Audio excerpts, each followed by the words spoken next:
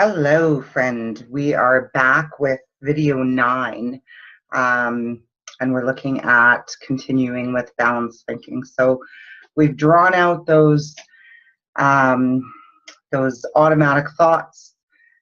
We've looked at how those automatic thoughts fit with the different types of inaccurate thinking themes. We've examined where they come from for different people. So they're coming from messages that have been given to us in the past. They're coming from beliefs that we've developed about ourselves.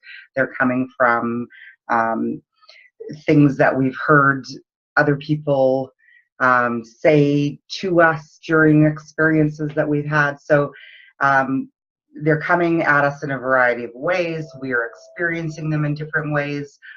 For some people, it's words flashing across. For some people, it's sounds. For some people, it's images. So now we're looking at, well, what the heck do we do with all of these inaccurate thoughts that we have? So again, we are working with material that is credited to mind over mood, changing the way you feel by changing the way you think. And this material has been so important to me in my life. We're specifically going to look at, in this balanced thinking lesson, we're specifically going to look at creating a thought record. And we're going to look at that in a simple way, and then we're going to look at it in a more complicated way. I've got a few thought records that could apply to children who are experiencing bully actions prepared, and we will have a look at those. It's going to be really, really important that you do some homework for yourself on this section, and that you look, from the last video, you look at some of what your own automatic thoughts are, and that you start working with those automatic thoughts to learn how to use this thought record and how to, really make it valid. When I started using the thought record, and I do, when I talk about this stuff, I say, everything that I'm talking about is stuff that I use myself and that has changed things for me, and that is the absolute truth. No exaggeration. And when I started using the thought record, what I found was that I started by writing everything out, and then I would find that the thoughts just repeat. There's not a whole bunch of new negative automatic thoughts. They just kind of repeat over and over, and they wear on you, and they beat down your confidence and your esteem.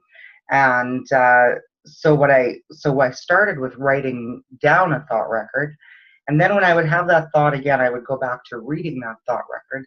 And after a period of time, and it was a conscious effort to do this, after a period of time, it just became like I would have that thought. The thought doesn't completely go away, but I would have that thought again, and I'd just be like, goodbye, old friend. I know about you. I know what I'm saying to you, and I don't have the time or the energy to even give you any of myself anymore. And that's kind of when that you really have power over that automatic thought. Because anytime we're, even if you just have to focus so much on being positive about the thought, you're still giving it energy. When you can just dismiss it and go, this has no validity in my life anymore, and keep your energy for the things that are good in your life, that's an amazing thing. And that's when you're really beginning to have control over those thoughts, and control over your destiny, and control over your goals and the directions that you head. So when I'm teaching this to young people, I really reinforce that it's about empowering them to overcome any negativity in their being, to balance it out, and to be able to reach their goals.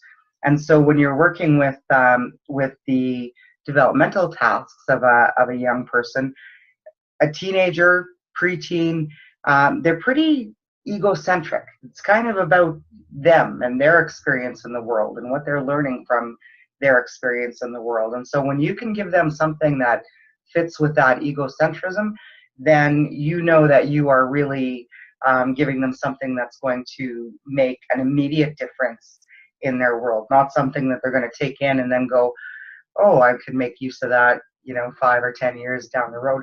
We're giving them something here that they can really take and use right away.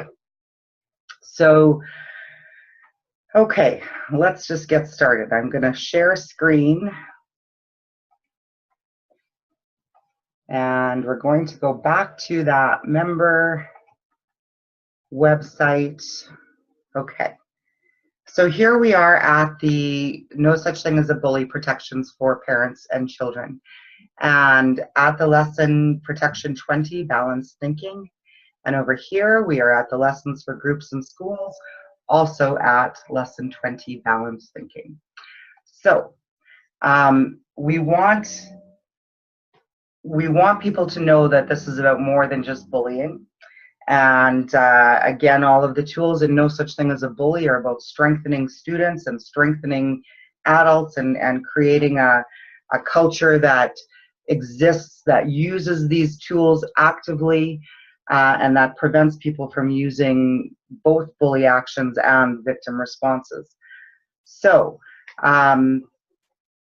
we want parents to know, we want teachers to know, having balanced thinking skills will contribute to these things: problem solving, building positive relationships, avoiding negative activity, recovering from mental illness or anxiety, or better yet, avoiding it, managing conflict. This provides a strong basis for adult life.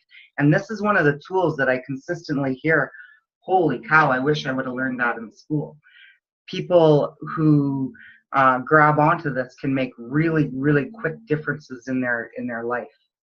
So here in this book for parents, we have a thought record from a parental perspective. And it's not actually using the thought record format. It's just streaming.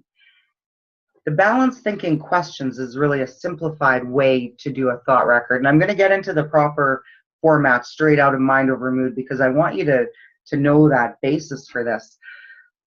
Then I just kind of simplified it for little ones. What's my automatic thought? What's true about it? What's not true about it? What's a different way to think about it? But it's not just for little ones. It's also for people who just don't want to go through all of the steps involved in the formal thought record worksheet, which again I'll show to you shortly. But this is kind of the most important pieces, is grabbing what that automatic thought is, looking at what's true about that thought, what's not true about it, and what's another way of thinking about it. When you look at what a different way of thinking about it is, that's going to contain pieces from the second question and the third question, and become your balanced way of thinking about it. And we're going to go through several examples of this to make sure that you've got it. And again, you know, I reinforce with any of this information, if you've got questions as you're going along, shoot me an email, kelly@nosuchthingasabully.com.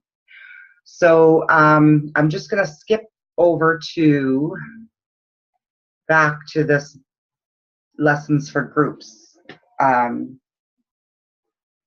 attachment. And you'll see the learning goals. Students will learn balanced thinking to even out their automatic thoughts.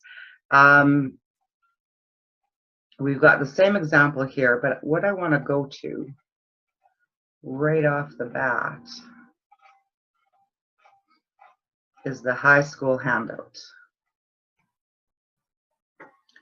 The thought record that you see here is the formal thought record from Mind Over Mood, changing how you feel by changing the way you feel by changing the way you think.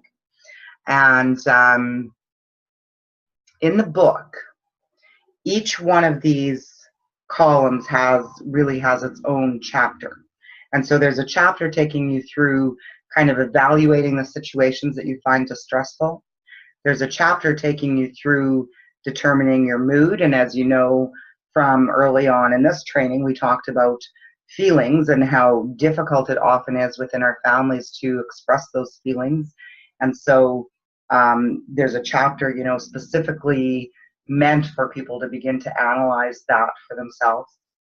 There's a chapter teaching you how to find those automatic thoughts and figure out what your automatic thoughts are. And so you're going to list them there. And then for the rest of the thought record, you're going to pick a hot thought out of those automatic thoughts. And the hot thought is the thought that hits you in the gut the most, the thought that when you think about that, it's just so difficult. And that's the thought that you're going to use to work through the rest of the thought record. So then there's a chapter that looks at evidence that supports the automatic hot thought and evidence that doesn't support the automatic hot thought. And then it looks at teaching you how to create an alternative or a balanced thought using the 2 columns prior. And then you're going to rate your mood again. And the reason for that is just to see, did it work? How well did it work? If it didn't work very well, then you may have to go back to the automatic thoughts and grab a different hot thought and work the last columns with that different hot thought and rate mood again and see how that works. It's absolutely phenomenal how much this can change your life. You're going to start by writing down the information about your hot thoughts and working through the thought record. Then you're going to read it every time that thought reoccurs. And then soon you are simply going to know, and you will just not give that hot thought any more energy. This next page really helps with those columns in the first page. This is kind of the cheat sheet, and this comes straight out of the Mind Over Mood book as well. And you see there are questions to figure out your automatic thoughts, questions to help find evidence that doesn't support the automatic thoughts. Sometimes that can be tricky. We're a lot harder on ourselves than we are on other people. And so there's questions like, if my best friend had this thought, what would I tell them? Which is likely to be very different than what you are telling yourself. Questions to develop alternative and balanced thoughts. So based on the evidence in columns 4 and 5, is there a different way of thinking about this? Write one sentence that summarizes all of the evidence that supports. So there's little hints to show you how to do that if you get stuck, give you ideas to get through that. I'm going to open up, I have opened up, I got a new share it here. Okay. So you will find this thought record straight up on the facilitator member page. And in situations where you want to give out more than one of these for people to practice, or you maybe want to give one for them to practice and one for them to photocopy if they need to, then you can do that. I want to also find something else that I thought I had open, and I think maybe I have to go here. So some completed thought records. Okay. This is going to be tricky because they're not facing the right direction. I'm going to make sure that these are also found in the facilitator member page. And I'm going to do a little bit of sideways reading to you. So these are thought records that I just took a little bit of time last night and filled out,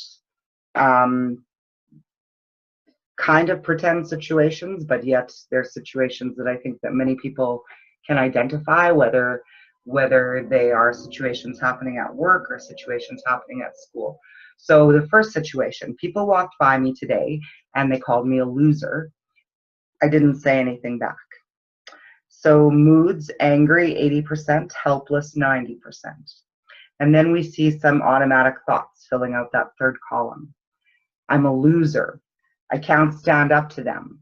And I started writing, why can't I stand up to them? And that's one thing that you really want to coach about. If you form the automatic thought as a question, it becomes more difficult to work with.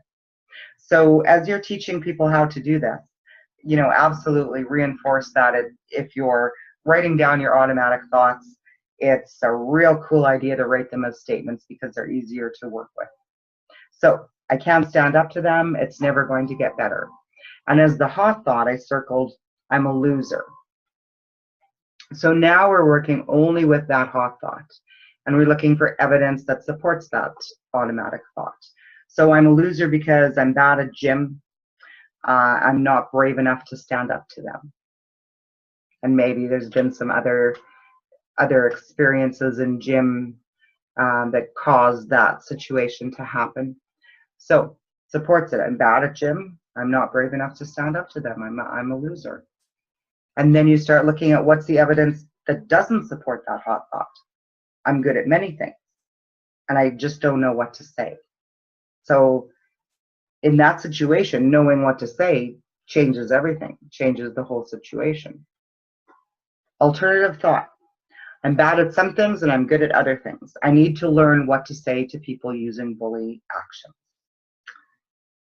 Again, now we're leading towards what can the plan be? What can the situation be? And now rating moods, angry 50%, helpless 40%. Now to improve that, angry 50%, helpless 40%, it may be necessary to go back and work through these other thoughts. I can't stand up to them. It's never going to get better. And come up with balanced thoughts for them. Or this person might just choose to go ahead and make a plan. Based on this thought record, he knows that he or she knows that they need to learn what to say to people who are using bully actions. So he might just choose to, go ahead and get a plan made and move ahead with the situation. Here's the next one. Now, again, I'm going to put these on the member site, and you can print them off and read them with your head straight if you want to. Second situation, I'm walking into my classroom. I'm late. Everyone looks up at me, and some people laugh. Okay. Anxious, 100%. We've all probably had that moment of walking into the room and feeling some slight anxiety. This may be someone who has a history of anxiety, and so those anxiety responses are heightened. It may be somebody with a lot of adrenaline in their system. It may be someone who is really hypersensitive to people looking at them. It may be somebody that experienced some trauma that kind of they feel like it's bleeding through their soul. So anyway, mood is 100% anxious. Automatic thoughts, my heart will stop. I can't breathe. They're laughing at me. They know how I feel. They can tell. Everyone is looking at me. So I picked they're laughing at me as that hot thought. And I'll tell you, I had a hard time choosing which one I wanted to move ahead with, because a lot of those, really feel like they could be causing someone some distress. But anyway, that's the one I chose for this exercise. So evidence that supports that automatic thought. Some people were laughing when I walked in. Some people were looking at me when I walked in. So that's kind of hard evidence that happened. Evidence that doesn't support the hot thought. I had to open the door. It's natural for people to look up. I don't know what happened before I came in. So then we balance those out.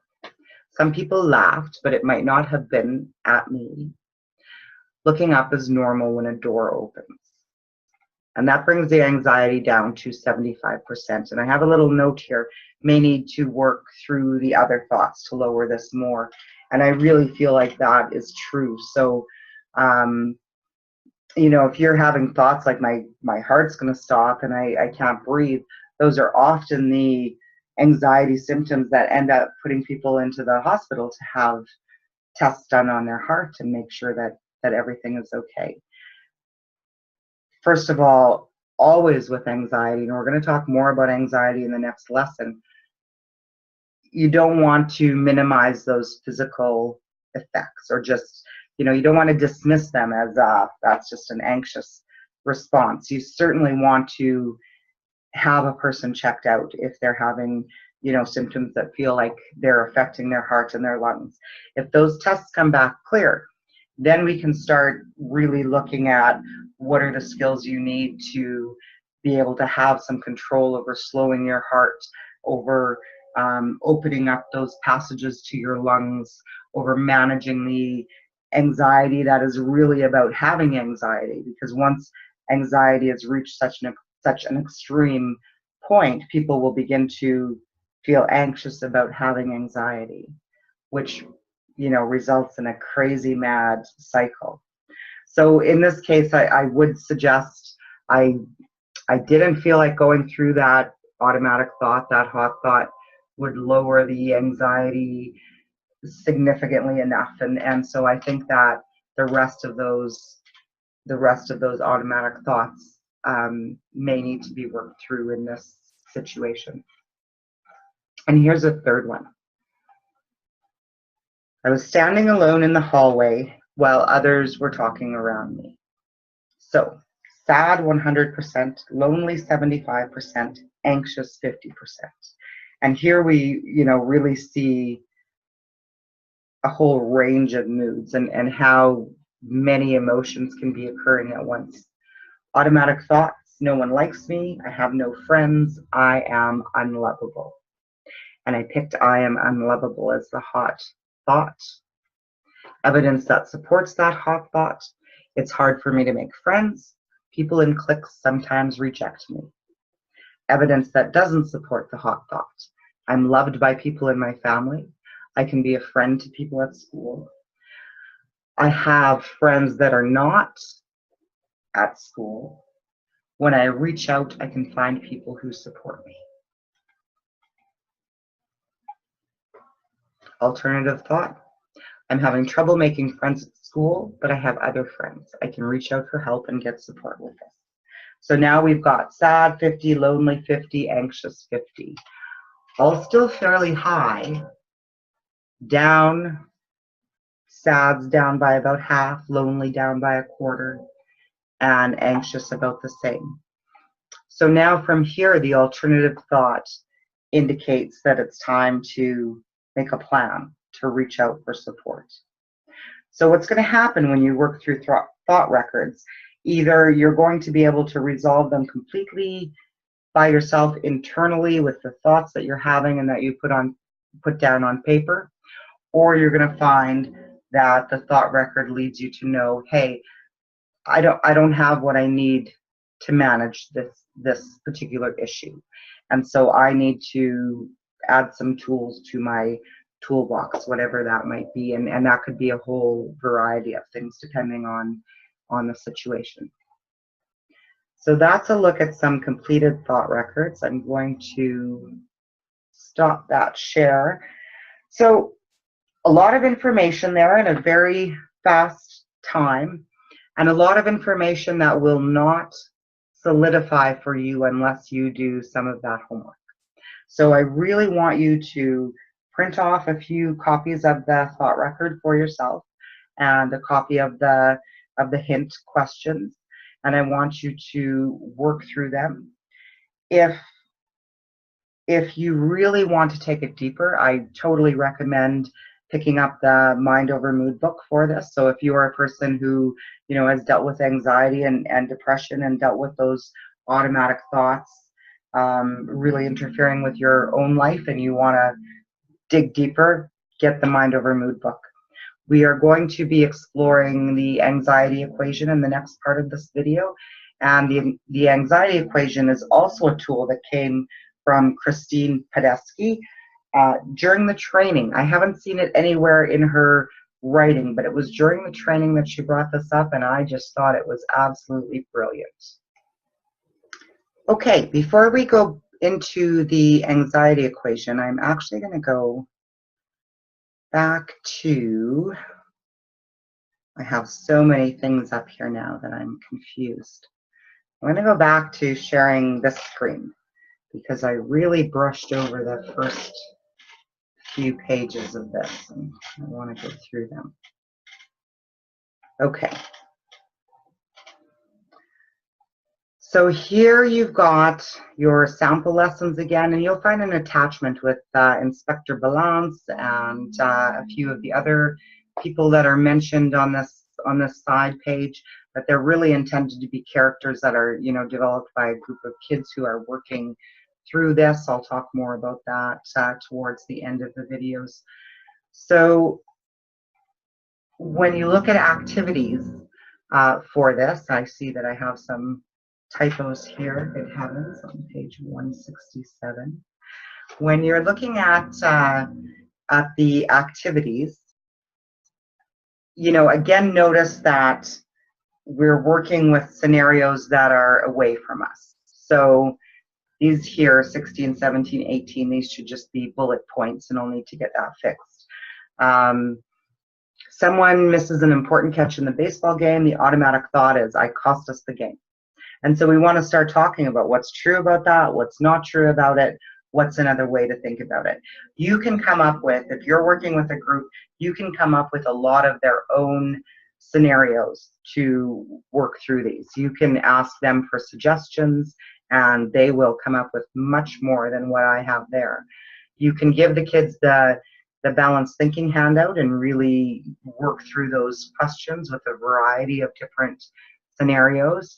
And I really recommend using the opportunity to complete some thought records in class in a private journal, you know, in a way that's going to have a little bit of confidentiality for the students, but we definitely want them to either be working with their own thoughts or working with someone else's thoughts to work through that process so that they can have the experience of doing it. You know, and also once you know this, you can listen for automatic thoughts from students. And so when you hear them say things like, I'm a loser, you can walk them through the 4 questions. Well, what, and you've already heard, what am I thinking? I'm a loser. So you're just going to ask, what's true about that? What's not true about it? And what's a different way to think about it? And that's an excellent tool for both teachers and parents to have at the ready, because once you start to understand the language that the automatic thoughts come out in, you can really start hearing them around you, and you can really start helping kids to work through those thoughts. So we've got an elementary school handout, a middle school handout. We're still using the even thinking questions in middle school. You might have some really go-getters in your middle school class, and you might say, hey, we're going to bring out the full thought record that we'll use with the high school students. So you've got all of that material at your fingertips.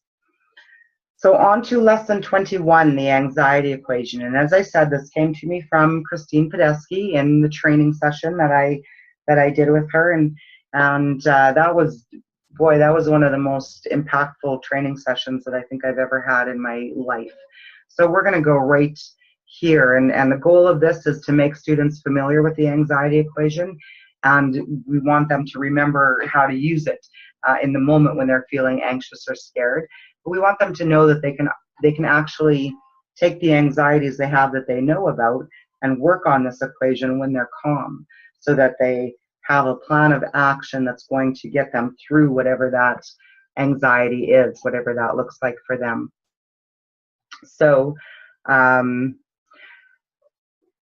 this is how this works. We're going to go straight to this piece here.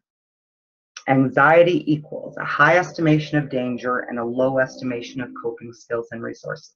So essentially, and I'm going to use the words always and every time in this lesson, every time I see anxiety, those 2 things exist.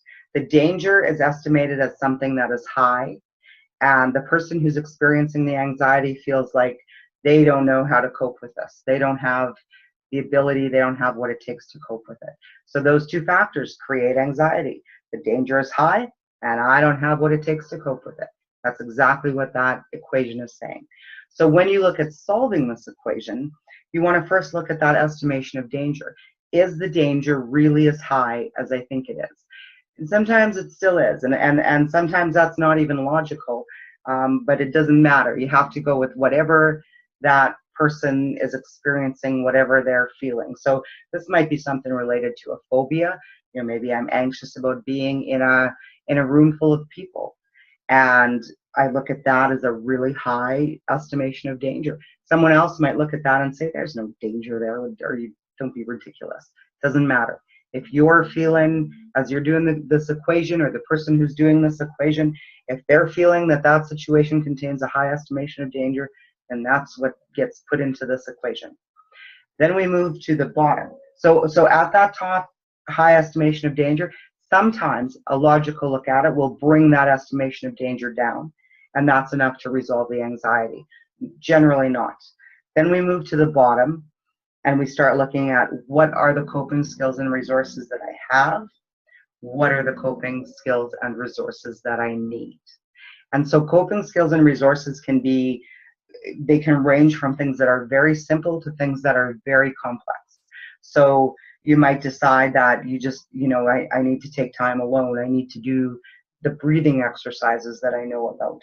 I need to relax my muscles. I need to make sure that I'm taking care of myself and that I'm listening to music and that I, whatever applies to that situation.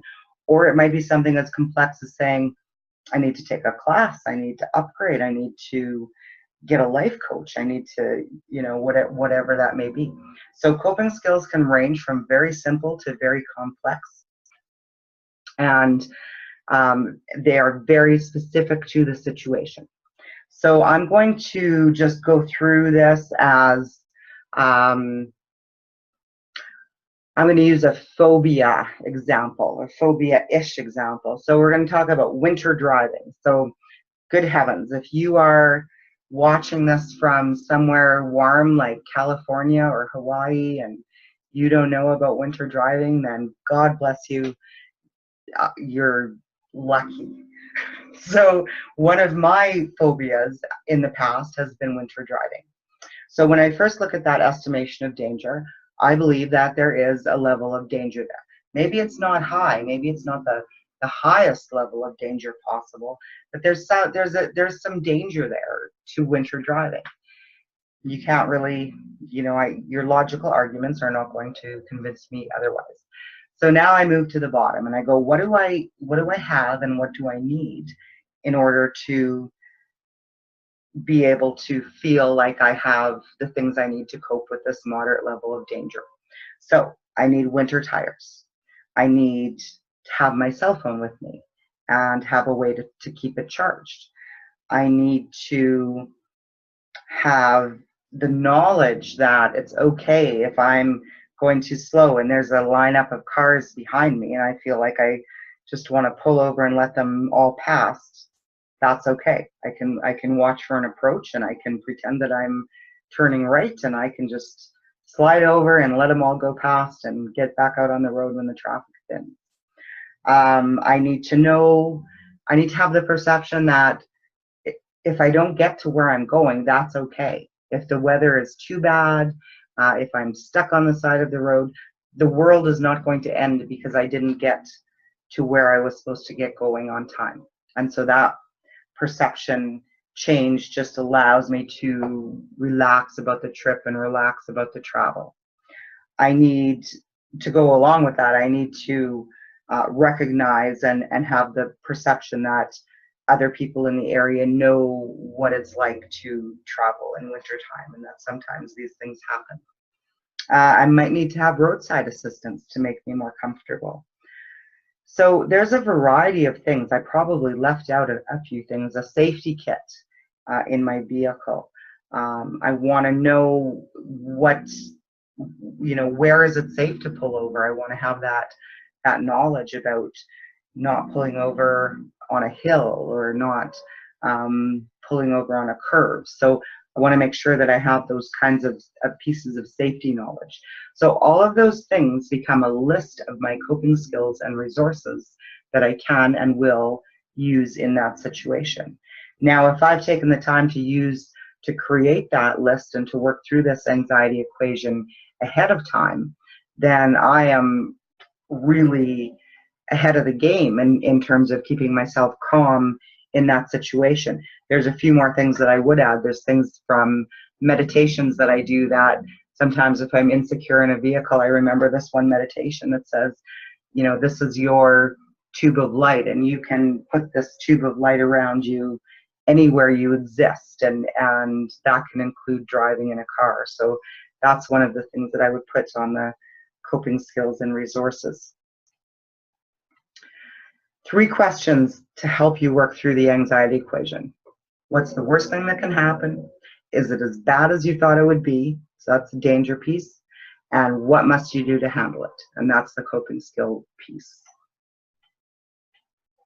We want to give each student a copy of the anxiety equation And we want to brainstorm some of their own experiences and really work through that anxiety equation in front of them in this lesson. So as a facilitator, you might want to practice it a little bit.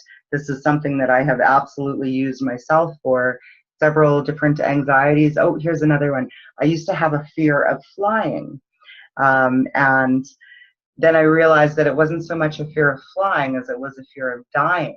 And then I realized it wasn't so much a fear of dying as it was a fear of dying with things left unsaid to my kids. So now, before I get in a plane, I write 3 letters, one to each of my children, and I make sure that my will is placed prominently on the desk with the 3 letters, and then I go fly. And that anxiety is gone because all of the things that I want to say are there. And the anxiety was really about having things left unsaid. So if nothing's left unsaid, there's no reason for that anxiety to exist. It's a really, really magical little tool. So there are some examples here. Fear of not doing well in a sports event, worry that homework will not be complete, fear that my friends won't like me if I don't do what they want. And those are fantastic to just work through with your group of kids that you're working with. So we've got a feeling scared handout here for the little people, and that leaves off the equation. Although in the samples here, it does talk about the equation a little bit. And then we've got the equation introduced in the middle school handout.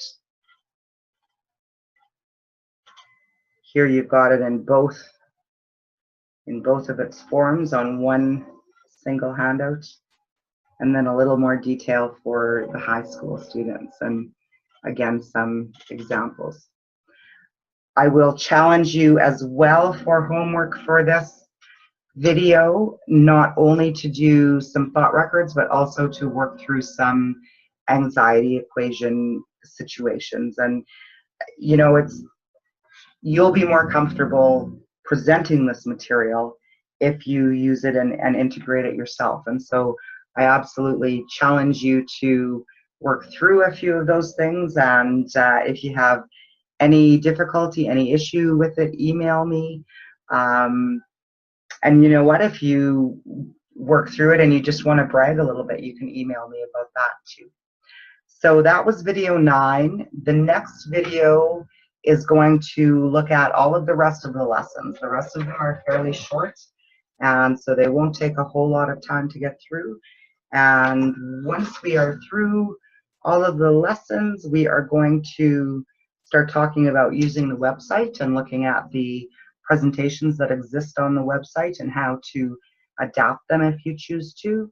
And we are going to look at marketing this material and how you can take the No Such Thing as a Bully training along with the Moment of Kindness action card sponsorships and really use it to add some powerful income to your practice if that's the kind of position or practice that you are in.